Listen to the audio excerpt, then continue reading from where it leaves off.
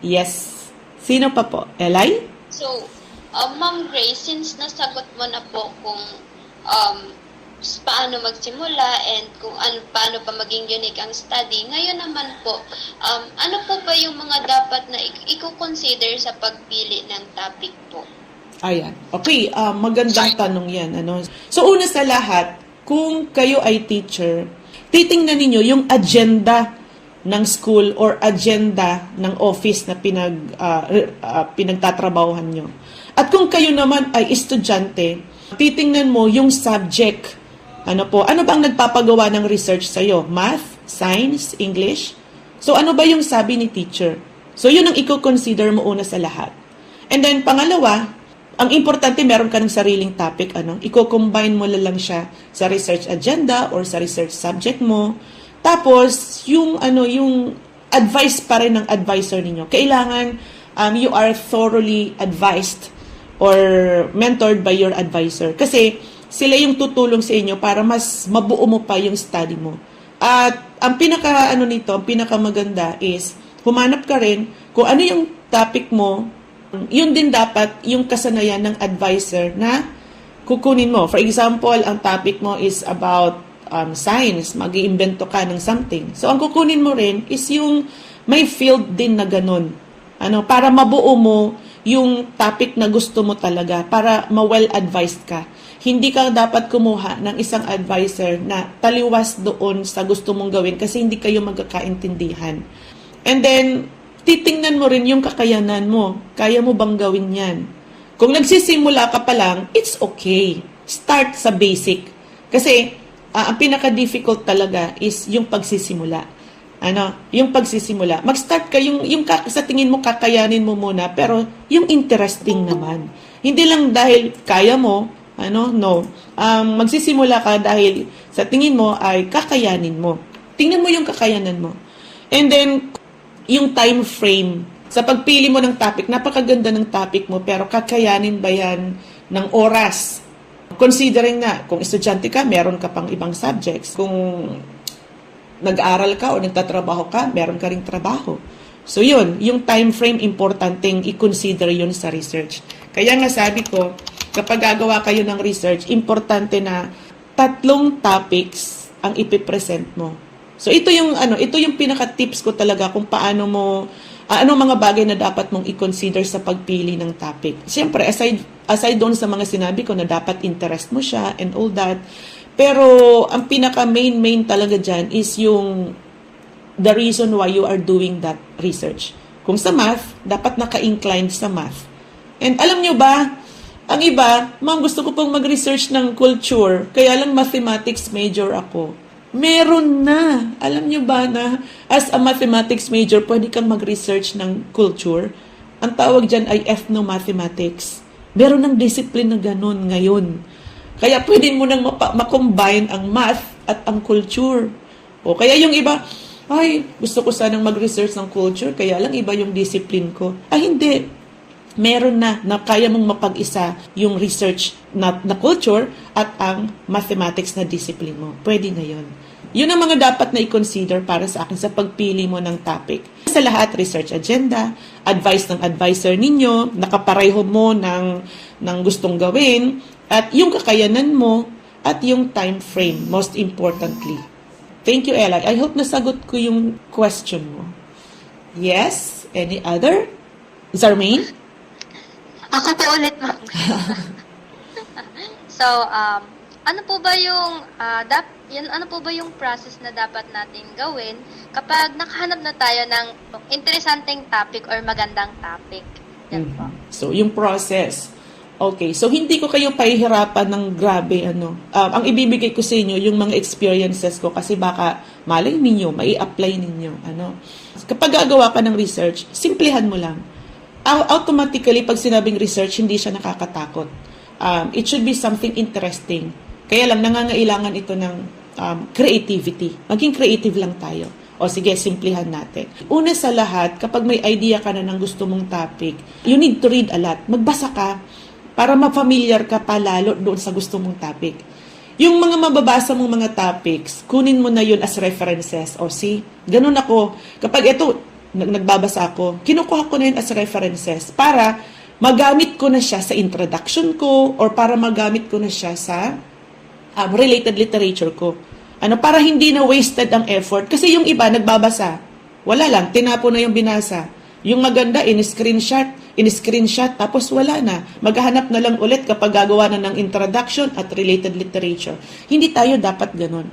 Dapat, since na alam natin na research ito, may makukuha tayong maganda, may hindi maganda. So, kailangan, yung effort natin, isahan na lang. Una sa lahat, yung mababasa mo mga topics, kunin mo na yun as references. Kunin mo na kung kanino mo kinuha. Dapat, kapag nagbabasa ka, isabay mo na yung pagkuha ng mga references. Magagamit mo na yun as idea and citation sa pagsusulat mo. So, base sa mga information na makukuha mo, mas magiging malinaw sa iyo ang gusto mong mangyari. Kapag nagbabasa ka, marami kang makukuha yung aayon sa topic mo. Pero, minsan, mag-search ka rin. Itong pinaka-interesting. Mag-search ka din ng kukontra doon sa topic mo. Hindi lang yung pro, dapat pati yung kontra sa topic mo, basahin mo rin para makakuha ka ng idea or mas maging in-depth yung gusto mong gawin sa study mo. And pangalawa, para mas magkaroon ka pa ng additional strength, isabay mo ng pagpili ng theory.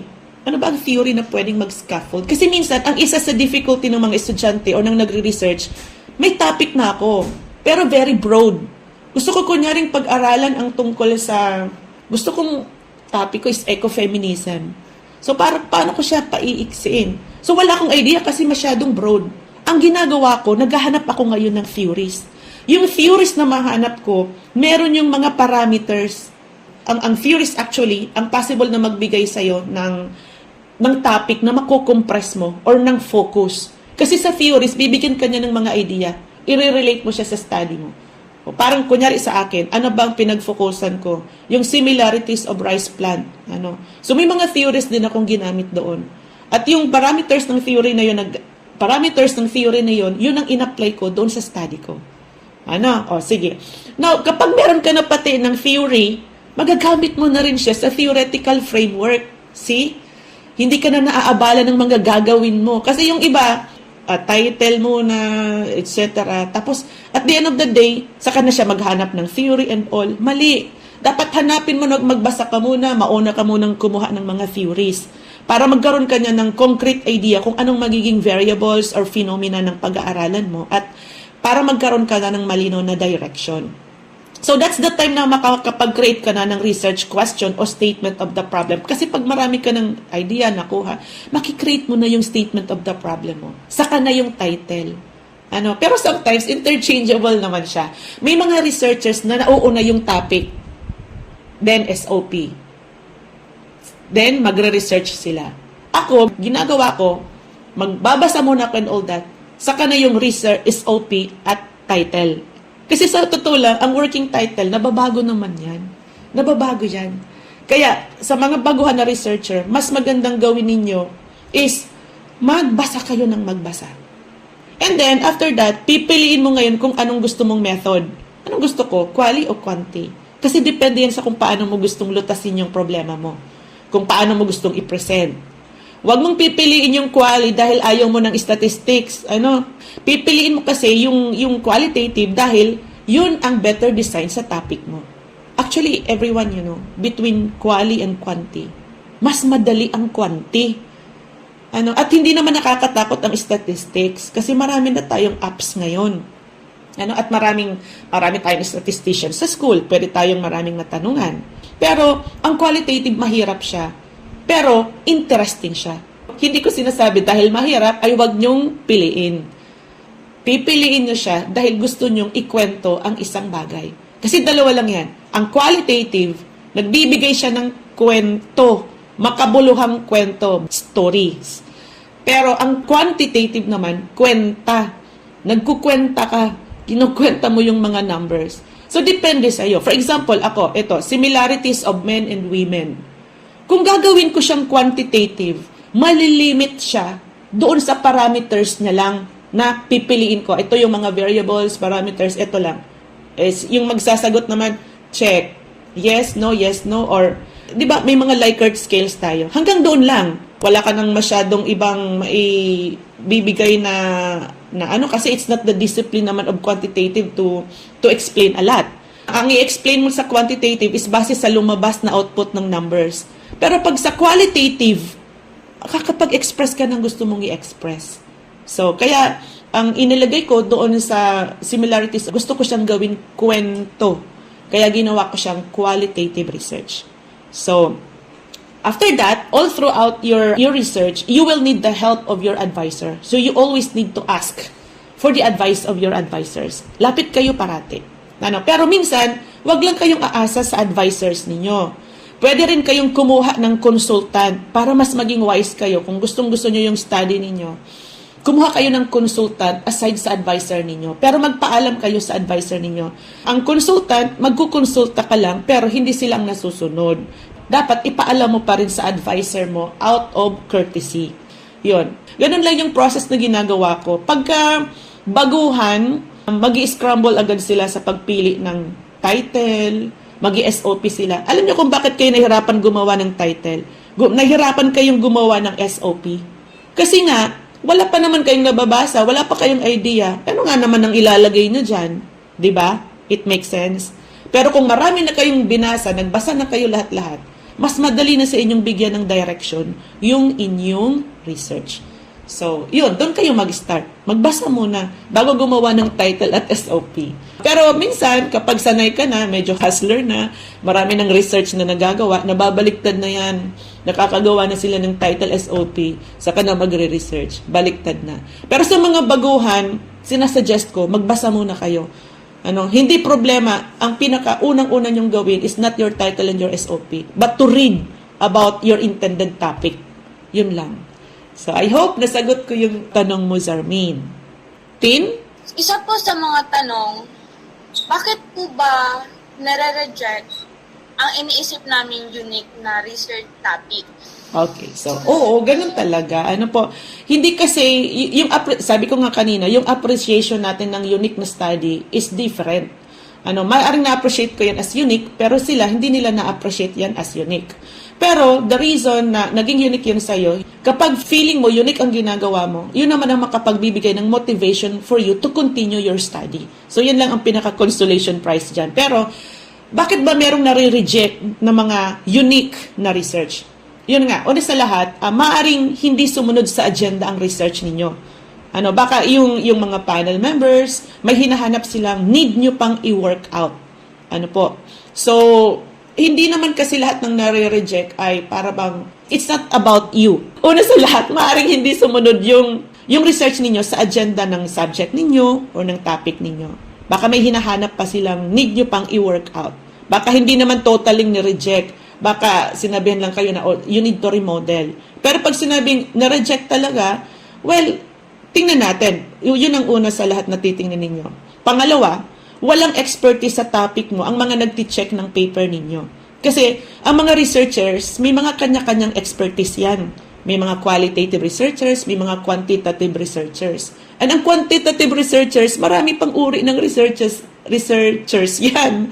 Merong bihasa sa action research, merong bihasa sa correlation, merong ganun. Kagaya din yan sa qualitative. Merong bihasa sa case study, may bihasa sa phenom, may bihasa sa exploratory, and many more. So minsan, kapag ang pinipresent mo sa kanila ay totally different from their own field, ano nga ba naman ang maibibigay nila? You cannot give what you do not have, di ba? So wala silang expertise sa topic mo, kaya ang tendency, medyo hindi sila inclined to that. Nare-reject. And pangatlo, sad to say, baka poorly written or hindi maintindihan yung research na sinubmit ninyo. And of course, aside from that, baka puro copy and paste. Ayan, isa pa yun sa maaring ma-reject yung study ninyo. Dahil baka obviously nakita, kilala ko naman tong student na to, pero nung sinubmitan niya ako ng ganito, nakaka-insecure yung English niya. Yung pala, copy and paste. Naku, wag yung gagawin yun. Saka isa pa, kapag nare-reject ang study, don't be sad. That is a normal process and it's not the end of the world. Gawin mo siyang motivation to bounce back, to improve. Kung anong comment ng mga panel members, then you follow. Be humble enough. Ito yung tinatawag nating humbling experience. Okay, they don't like it, it's okay. So, siguro, pag-aandahin na lang sa susunod or i-go na lang according sa mga suggestions nila. And don't take it personally just because it was rejected, para bang ang bobo-bobo mo na or what. So, wag nyo nang isipin na ganun. Kumbaga, the rejection of the paper is not about you. It's about the wrong process. So, just follow. Sabi nga nila, there is always a sunshine after the rain. It's not the end of the world. So, it's a humbling experience and you bounce back to it. Ano po? O siya. Medyo, it's already 10:23 and we are almost done. So, makikita natin, nakaka-happy naman itong ating talakayan. Pero, baka po may gustong magtanong sa inyo. Yung gusto pong magtanong, you are welcome. And pwede nyo pong ilagay dito ang inyong katanungan, just in case. So, by the way, yun pong gusto ng certificate, paki-fill out na lang po itong form na nandito sa ating chatboard. Paki-copy and paste na lang. So, bibigyan ko kayo ng certificates. Yes. So, yun. And, of course, sige, ako nang nagsalita kanina. Now, gusto kong kayo naman ang tanungin ko. While we are waiting, if there are questions, so, ano kaya naman ang natutunan ninyo sa araw na ito? Tin, mauna ka. About mo sa mga natutunan ko, first of all, na about food yan sa women. Mga about sa research natin sa women. And sa mga tanong, like interesting na topic and mga pwede natin i-consider. Opo. So, sa akin po, ang the best po yun, sabi mo po, you need to know the interesting topic and to acknowledge para po makabuo sarili nating research study. So, more on that po, marami po talaga tayong kailangan i-improve, like, para ma-enhance po pa natin yung mga knowledge natin na hindi po natin na-discover. That's all. Okay, thank you. Yes, Zach? Ayan, ma'am. So, it's already 10:26 po. Nakakasad na patapos na naman kita sa ating unang segment. Yarn. Sa akin naman po, madami po ako talagang natutunan. As in, siguro nakadalawang page ako ngayon ng notebook. Ayan, so, doon na lang po ako sa, shortcut natin. Doon naman po sa, nalaman ko na yung thesis na present ni ma'am, meron palang similarities ang rice plant at ang women. So, ayun, na-shock ako kasi, wow, comparing yung plant and yung, and yung women, pwede pala yun. So, na-inspire ako doon sa ginawa ni ma'am na research. So, in regards naman doon po sa bakit nga ba nare-reject yung paper? Which is, ako dyan, guilty ako dyan na lagi akong nare-reject ng paper noong high school. So, na-realize ko na dapat pala, pina-follow pala yung agenda. Kaya pala, ganun yung nangyari sa mga papers namin. So, ayun, dapat, kapag na-reject yung paper namin, dapat pala, wag kami magtanim ng sama ng loob. Hindi yung binabackstab namin. Charis! Joke lang po yun. So, ayun, sabi nga ni ma'am, kapag na-reject yung paper, there's always a room for improvement. So, ayun, hanggang doon na lang po yung aking, reflection. Okay, so maganda yun kasi talagang dapat ready ka for criticism. Kasi, dyan ka mag-grow. Kapag hindi ka naman kasi nakikriticize, hindi ka nakakaramdam ng pressure, hindi ka mag-grow, hanggang dyan ka na lang. Kaya dapat ma-appreciate natin parate yung mga criticism na nafe-feel natin, yung mga situation na ayaw natin. Positive tayo dapat doon palagi. Okay? So yes, Eli, how about you? Natulaan na bigla. So, actually po kaya ma'am, nag-iisip na talaga kaya ako kung ano ang i-release niyo. Medyo natulala na po ako katikit. So sa natutunan ko ma'am po, about po naman sa pagpili ng interesting na topic. So dapat po palang, i-consider yung interest mo, kundi pati din po pala yung field na pagagawan mo na study. Actually, one of the problem po talaga kasi naiisip ko kasi math major. Dapat ayon po siya sa field ko. Tapos sabi ko, medyo parang baka magiging boring siya kasi about siya sa math, tapos ano pa kaya yung topic na iisipin ko. So, ang interest ko man po kasi naka-incline din naman siya sa culture. Tapos sabi mo kanina, pwede din pala siya, pwede pala pumasok yung culture sa math. So, yun po, medyo natuwa po ako, kaya natutulala na ako kanina kasi nag-iisip na ako, in what way ba may lalaki yung culture naman? Isip na talaga ako.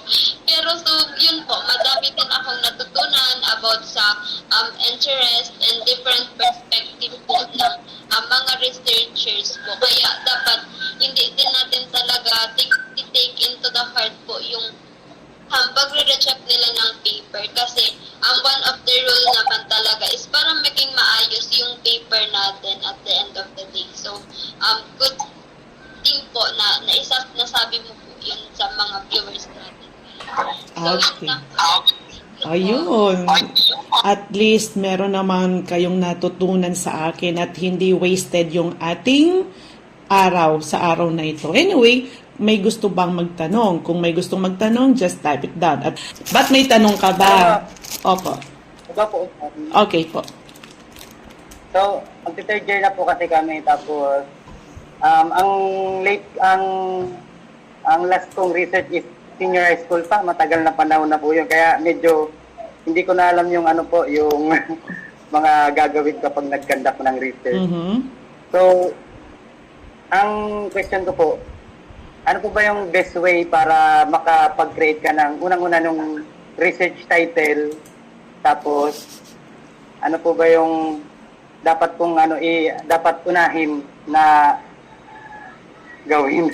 Kasi ano na po kasi noon parang di ko na alam kung paano mag-conduct ng research kasi matagal ng panahon po muna Oo. Talagang yun ang pinaka-dilemma, lalong-lalo na yung hindi masyadong gumagawa ng research pa, ano?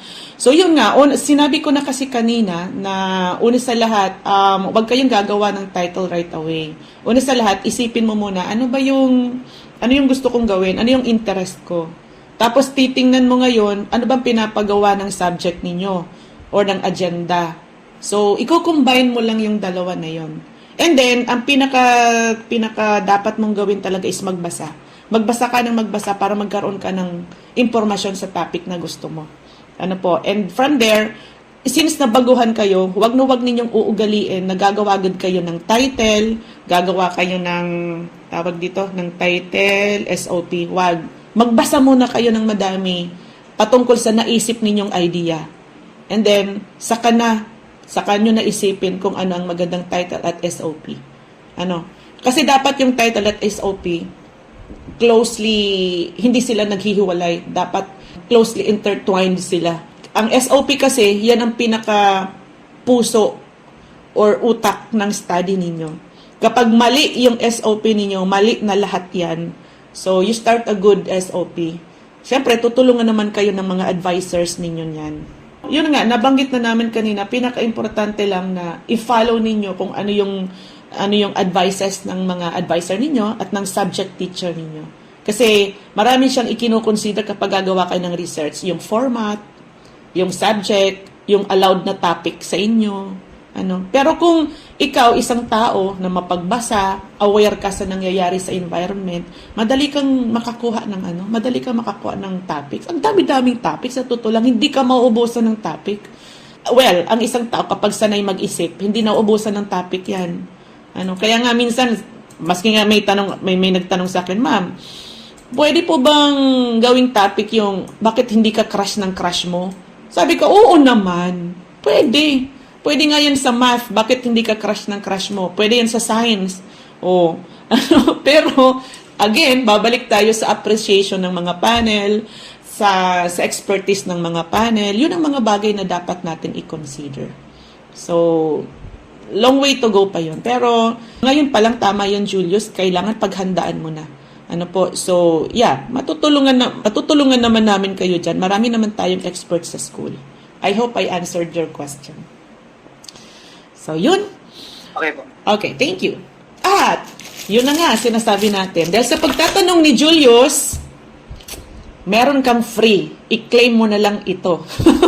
Kapag nawala ka, Julius, at suot mo to, meron kang whistle. May whistle to. Siyempre, ayokong itry. At saka meron siyang cutter. Yan, cutter. It's like a bracelet. Para siyang survival kit. At dahil ikaw ay nagtanong, sa'yo na to, i-claim mo na lang sa Monday, ha? Okay? So, yeah, thank you so much. Yeah, the words of encouragement. Thank you so much everyone for joining us today. Actually, hindi mahirap mag-research. Madali lang talagang mag-research. Kaya lang, nagiging mahirap because hindi natin alam ang gagawin. Ang pinakauna niyong dapat na gawin ay mag-relax lang kayo. Hindi pa katapusan ng mundo kapag pinari-research kayo. Pinari-research kayo kasi kailangan ninyong makomply or makapag-finish kayo ng requirements sa school. Pero ang pinaka-underlying bottom on why there is a need for you to research is your ability to contribute to the knowledge. At hindi lang siya dahil sa requirement ninyo siya, kundi pwede itong maging source of your profession. At kailangan mong gamitin yung brain cells mo na mag-workout. Ang pinaka-importante sa atin is magawa natin ng buo yung task natin. And huwag kayong madi-discourage, lalong-lalo na kung sinabi na hindi maganda yung research ninyo. Huwag kayong madi-discourage. Ako nga noon, meron akong research, yung Oragon. Sabi nila, bakit yan ang gusto mong research? Pwede ba iba na lang? Mga teachers pang nagsabi sa akin. Sabi ko naman, hindi po, ito po ang gusto ko. Kasi naku-curious ako, bakit yung matatanda galit sa word na Oragon? Pero yung mga bata, proud sa word na Oragon. So sabi nila, siya, sige, bahala ka.